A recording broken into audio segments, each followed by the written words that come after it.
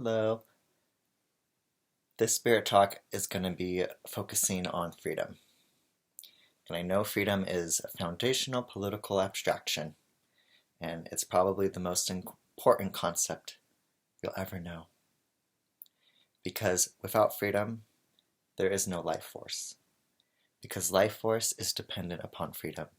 Because life force does express itself. It's built within the motor system of the force of existence. The force of life is movement and expression and dancing and vibration and feeling and walking and talking and hearing. Freedom expresses itself no matter the limitations, because freedom wants to be. It is the default of freedom to want to stretch out and just to be. And that is why we are lucky to be born under freedom.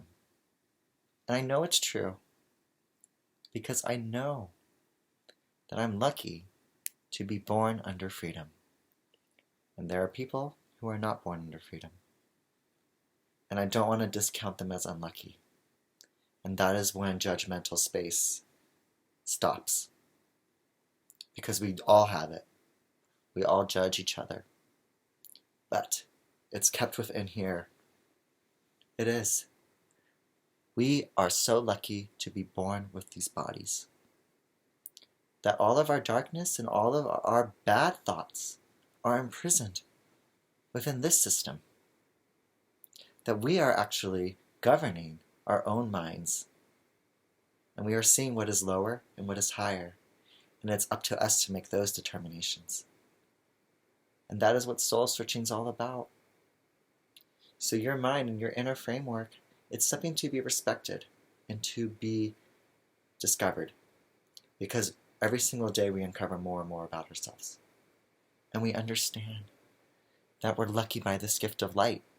That this gift of light is a gift of us discovering and a gift of knowing and coming to terms with knowledge. Because that's how we understand the lessons. That's how we understand our values and what we must strive towards. Being born under freedom is the greatest gift that you can be given. So it's not something to disregard.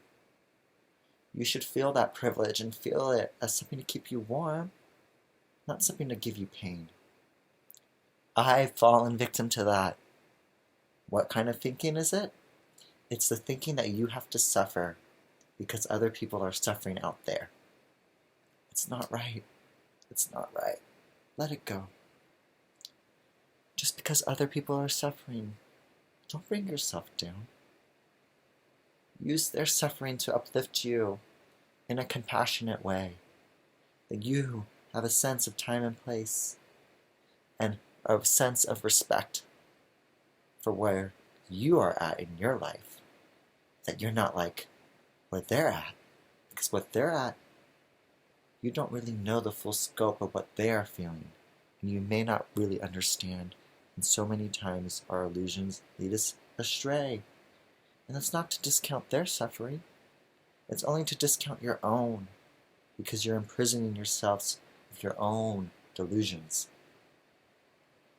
People will find a way. They are resilient. And people do come to terms with their own mistakes. They really do.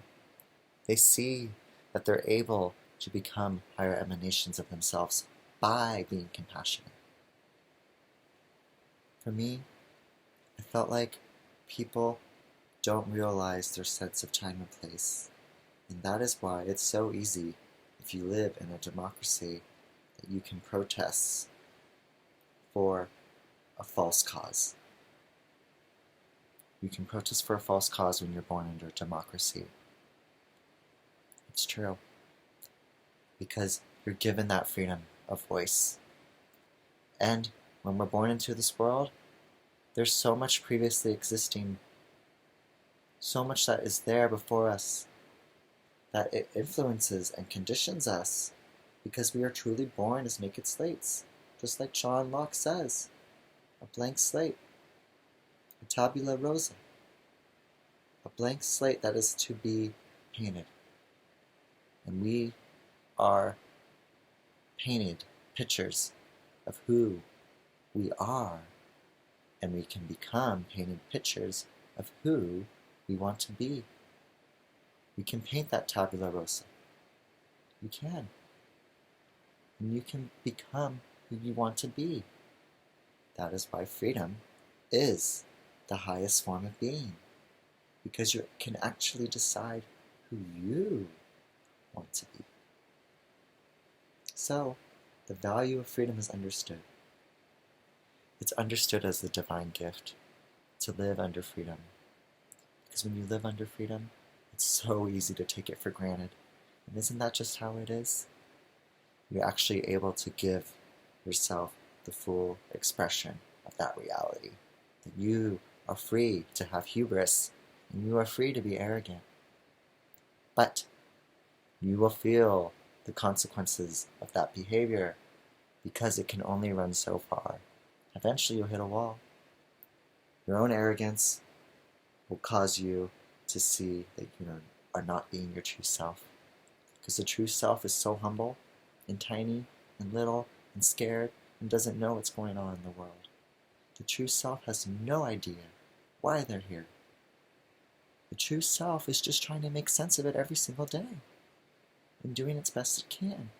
And so the true self thinks it needs to put on all this armor and have to pretend that it knows itself every single day. Who am I? What do I believe in? What do I want to do? What do I need to do? All of these obligations, they're part of who we are, but that's not your true self.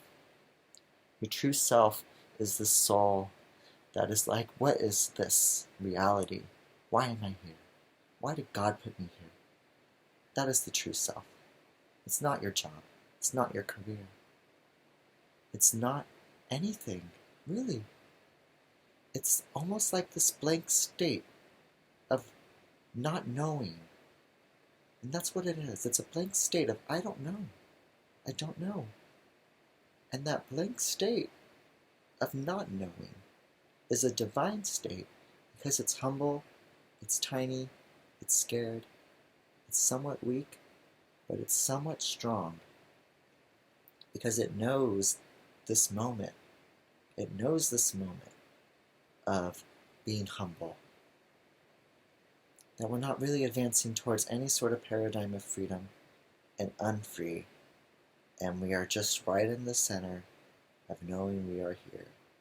And it's very humble, and I think that's what the nectar of the sage is all about. It's that moment, this non-judgmental space of really seeing you can sit under a tree for hours and hours on end and feel at home. You can just feel at home by living in the moment and seeing that you are in divine space and time by not knowing anything. Why are you here? What is your purpose? What is meaning? All of that is found in that space. It is.